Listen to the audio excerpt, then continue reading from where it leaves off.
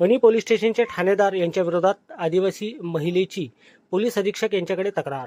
जातीवाचक शिवीगाळ व जीव मारण्याची धमकी दिल्याचा आरोप. वणी पोलीस ठाण्याचे ठाणेदार गोपाल उंबरकर यांच्या विरोधात एका आदिवासी महिलेने गंभीर आरोप करत तक्रार केल्याने एकच खळबळ उडाली आहे.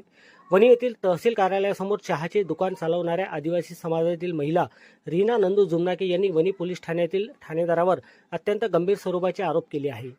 जातीवाचक शिवीगाळ, अपमानास्पद वागणूक तसेच चहाचे दुकान फेकून देण्याची व जीवे मारण्याची धमकी दिल्याचा आरोप करत त्यांनी थेट महाराष्ट्र राज्याचे आदिवासी विकास मंत्री अशोक उईके व पोलीस अधीक्षक यांच्याकडे लेखी तक्रार दाखल केली आहे. तक्रारीनुसार अर्जदार रीना जुमनाके यांचा मुलगा साहिल जुमनाके याला काही महिन्यापूर्वी एका पोलीस अधिकाऱ्याने मारहाण केल्याचा प्रकार घडला होता. त्या प्रकरणी दिलेल्या तक्रारीच्या अनुषंगाने 16 डिसेंबर रोजी रात्री वणी पोलीस ठाण्यात बयानासाठी बोलवण्यात आले होते. बयान नोंदवित असताना ठाणेदार तेथे आले व त्यांनी अर्जदारास जातीवाचक, अश्लील व अपमानास्पद शब्द वापरून शिवीगाळ केली.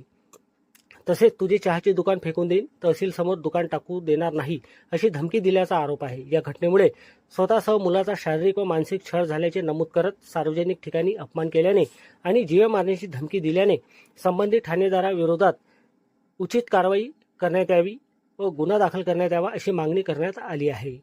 या प्रकरणाची प्रत मुख्यमंत्री, उपमुख्यमंत्री, पालकमंत्री, विशेष पोलीस महासंचालक, जिल्हा पोलीस अधीक्षक व जिल्हाधिकारी यवतमाळ यांना पाठवण्यात आली आहे.